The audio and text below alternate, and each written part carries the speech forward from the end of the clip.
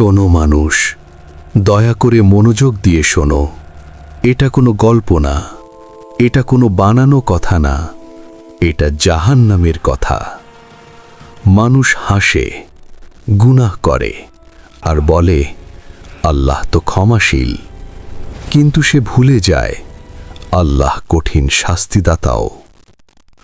জাহান্নাম কোনো কল্পনা না, এটা সত্য।